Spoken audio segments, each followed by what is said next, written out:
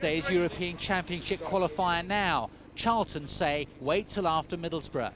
What we're saying is that we go into a Premiership game this weekend if we can't have our two players, and for no reason, it's not our fault, we're going to field from a weakened squad, and I don't think that is what the Premiership's all about. Charlton's Yugoslavian keeper Sasa Ilic is another piggy caught in the middle of the club v country row. The ideal situation for me would be to play against Middlesbrough and after the game, possibly the following day, to fly over to Yugoslavia and hopefully get a cap in for Yugoslavia.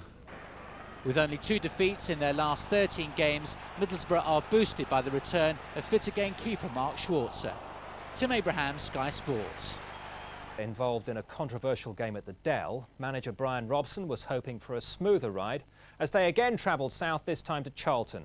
Alan Kirbishley's side have lost only 1 of their last 7, and they had influential defender Richard Rufus back after an ankle injury. Middlesbrough had Mark Schwarzer back in goal. Guy Havord saw this one.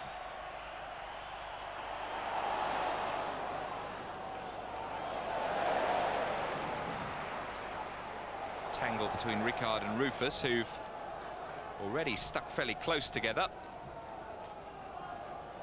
It's knocked over Rufus's head and it's away by Youds.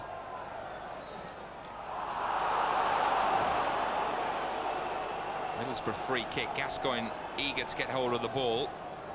We've seen what he can do from free kicks already in recent weeks. This is certainly a longer way out than the one he scored against Southampton last Saturday. But it looks as if Gascoigne is still possibly going to have a pop from here. Certainly Charlton have afforded him a wall. It's not Gascoigne, it's headed away by Danny Mills. And it'll come to Brian Deane.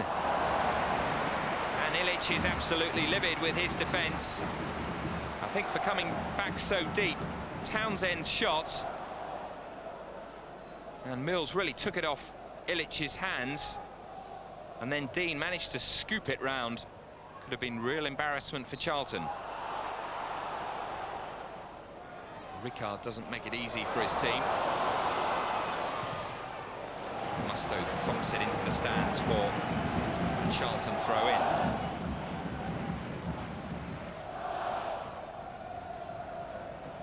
Danny Mills will launch it long towards the near post.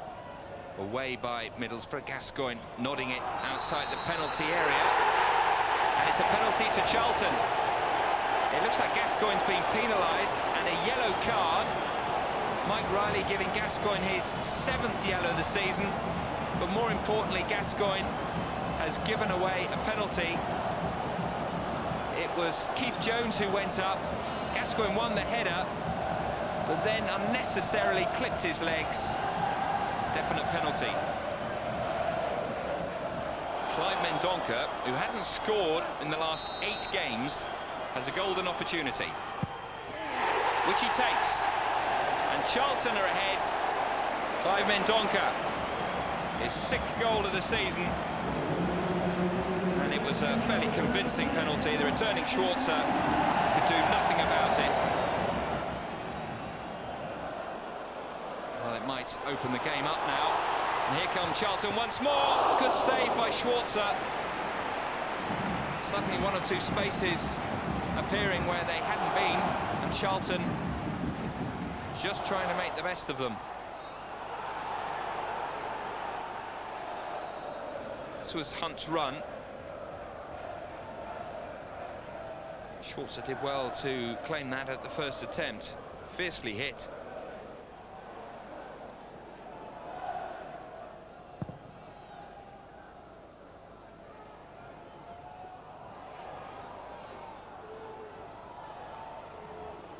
It's Stamp now running onto the ball and nudging it out to Townsend. It's on his left foot. He'll cross first time.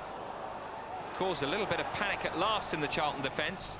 Now it's Fleming teeing it up, and it's into the back of the net by Gascoigne's replacement, Phil Stamp. It's a super header, and at last a bit of urgency about Middlesbrough's attack.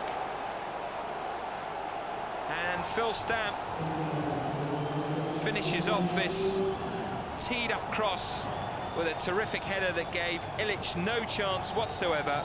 His first goal in nearly 2 years. So 90 minutes on the clock, and Chris Powell to take this corner for Charlton.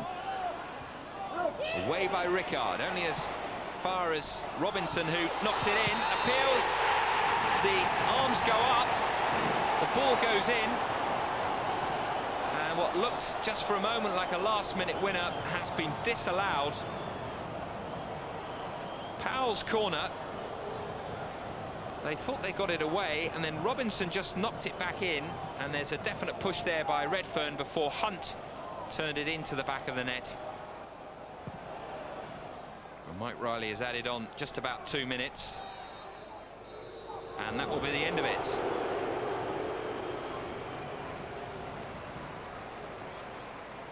In the second half, Middlesbrough perhaps threw caution to the wind and pushed an extra man on and put us under a lot of pressure, and eventually got their goal. But you know, we was a bit disappointed with the ending, I think, as I said earlier, but a fair result.